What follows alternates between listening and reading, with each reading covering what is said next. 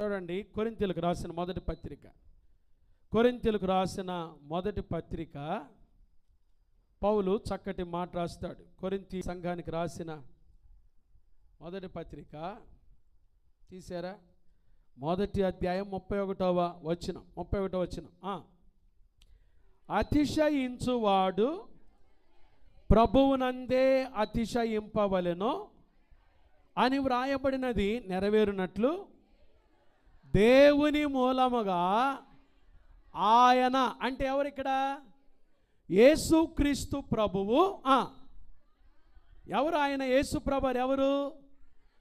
ఆయనే మన జ్ఞానము. చెప్పండి, యేసు ప్రభు ఎవరు చెప్పండి?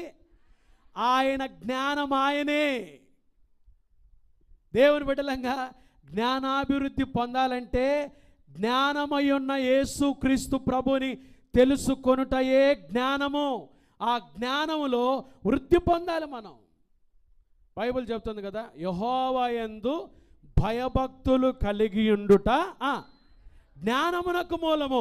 జ్ఞానం ఎక్కడి నుంచో రాదు, జ్ఞానమునకు మూలమై ఉన్న యేసు ప్రభు దగ్గర నుంచే ఈ జ్ఞానం మనకు వస్తుంది. యేసు ప్రభువే మన జ్ఞానమై ఉన్నాడు. చాలామంది గూగుల్ సెర్చ్ చేసి, చాలామంది ఇంటర్నెట్లో సమాచారాన్ని సేకరిస్తారు. అది జ్ఞానం కాదండి, అది ఇన్ఫర్మేషనే.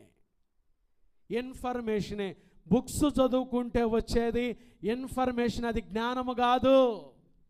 గూగుల్లో నేర్చుకుంటే వచ్చేది ఇన్ఫర్మేషన్, అది సమాచారమే. చాలామందికి సమాచారం తెలుసు కానీ ఇల్యూమినేషన్ లేదు, జీవితంలో వెలిగించబడలా. వారికి జ్ఞానం ఉంది కానీ కదండి, చాలా చదువుకున్న వారే, మంచి సమాచారం తెలిసిన వారే కానీ వారికి యేసు ప్రభు తెలీదు. చిన్నపిల్లలు పాట పాడతారు, యోబంతా రిచ్ ఫెలో నీవైనా, దావీదు వంటి మ్యూజిక్ నేర్చిన యేసు లేనిదే ఏం చెప్పండి?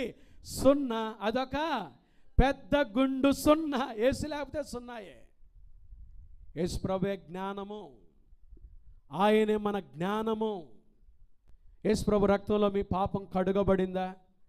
యేసు ప్రభుని మీ సొంత రక్షకునిగా అంగీకరించారా? లేకపోతే ఇంకా మీరు జ్ఞానానికి దూరంగా ఉన్నట్టే.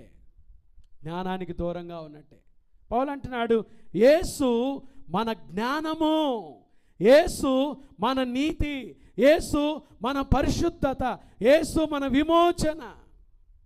జ్ఞానమై ఉన్న క్రీస్తును తెలుసుకోవాలి, ఆ జ్ఞానములోకి రావాలి. అంటే సిలువ దగ్గరకు రావాలి. సిలువ దగ్గరకు రాకుండా నేను జ్ఞానిని అంటే కుదరదు కదండి. చాలామంది ఈ రోజుల్లో నేను జ్ఞానిని కదా, నాకంతా తెలుసు కదా, వాళ్ళు ప్రభు దగ్గరికి రాకుండా, సిలువను ఆశ్రయించకుండా, సిలువ దగ్గరకు రాకుండా ఇంకా లోకంలోనే జీవిస్తూ ఉన్నట్లయితే ఈ ఉదయకాలమున యేసు ప్రభు సిలువ దగ్గరకు వచ్చి యేసయ్య ఇచ్చే జ్ఞానాన్ని పొందుకోవాలి. రక్షణలోకి రావాలి, రక్షించబడిన అనుభవంలోకి రావాలి. అప్పుడే మనం జ్ఞానాభివృద్ధిలోకి వస్తాం. హల్లెలూయా. జ్ఞానాభివృద్ధి. ఒక వ్యక్తి అభివృద్ధి చెందుతున్నాడంటే మొట్టమొదట ఆ వ్యక్తి జ్ఞానములో అభివృద్ధి చెందుతాడు. జ్ఞానములో అభివృద్ధి చెందే వ్యక్తి యేసుక్రీస్తు ప్రభు రక్షణలోకి వస్తాడు. ప్రార్థన చేసుకుందాం. పరిశుద్ధుడా, దయగల దేవానికి స్తోత్రాలు. ఈ ప్రభు దినాన మాకు ఇచ్చిన అమూల్యమైన సమయాన్ని బట్టి మీకు వందనాలు. మిమ్మల్ని ఆరాధన చేసే భాగ్యం ఇచ్చారయ్యా. మీ సన్నిధిలో ఒక్క దినము గడుపుట 1000 దినముల కంటే ఎంతో శ్రేష్టం. మీ సన్నిధిని ప్రేమించి ఆసక్తితో వచ్చిన నీ బిడ్డలందరినీ దీవించండి. ఎవరైతే అనారోగ్యంతో వచ్చారో యేసు నామములో వారికి స్వస్థత కలుగునుగాక. ఏ కుటుంబాల్లో నెమ్మది లేదో ప్రభువా, ఆ కుటుంబాలకు నెమ్మది, సమాధానం, ఆదరణ దయచేయండి. ఎవరు సమస్యలతో వచ్చారో వారి సమస్యలు పరిష్కరించండి. ప్రతి బిడ్డను మీరు జ్ఞాపకం చేసుకోండి.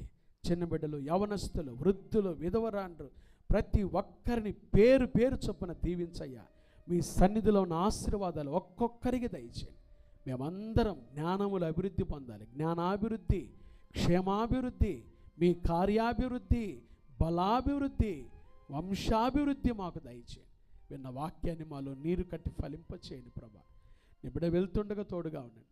ఏకాంగులు సంసారులుగా మార్చబడాలని, నిరుద్యోగులకు ఉద్యోగ భవిష్యత్తు రావాలి, డిఎస్సి రాసిన మా బిడ్డలందరికీ ఉద్యోగాలు రావాలి, చదువుకుంటున్న బిడ్డలకి విశేషమైన జ్ఞానం దయచేయండి, హాస్టల్లో ఉంటున్న మా బిడ్డల చుట్టూ మీ కంచి వేయండి ప్రభా, మీ క్షేమం దయచేయండి. అలాగే గర్భం లేని తల్లులు ఎవరైతే వచ్చారో వారి గర్భాలు తెరవబడాలి, వారికి వంశాభివృద్ధి కలగాలి, యేసు నామములో వారికి వంశాభివృద్ధి కలుగునుగాక ప్రభా. గర్భిణీ స్త్రీలకు సుఖమైన ప్రసవం దయచేయండి, ఏకాంగులను సంసారులుగా చేయండి, ఒక్కొక్కరిని మీరు జ్ఞాపకం చేసుకోండి.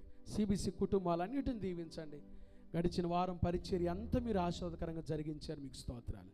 ఈ వారంలో జరిగే పరిచర్య అంతా మీరు దీవించండి. సాయంత్రం జరిగే ఆరాధన మీరు దీవించండి. బిడ్డల ప్రభాసానికి సహాయం దయచండి.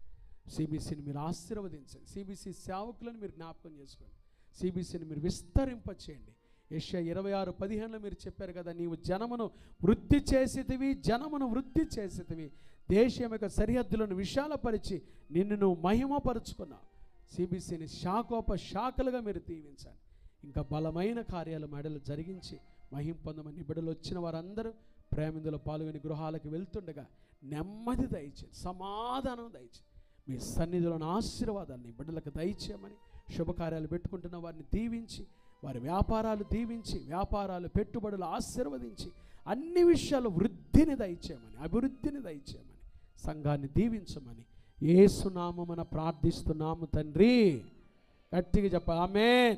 తండ్రి అయిన దేవుని ప్రేమయను, మన రక్షకుడైన యేసుక్రీస్తు కృపయను, పరిశుద్ధాత్మ దేవుని అన్యోన్య సహవాసము, దీవెన, సమాధానం, కాపుదల, ఆదరణ ఆయన సన్నిధికి వచ్చిన దేవుని ప్రియులందరికీ, సంఘమంతటికి అభివృద్ధి పొందుటకు ఇష్టపడిన ప్రతి బిడ్డ కుటుంబానికి ఇప్పుడు ఎల్లప్పుడూ సిబిసి పరిచర్యలకు ప్రభు రాకడ పర్యంతము తోడయుండునుగాక.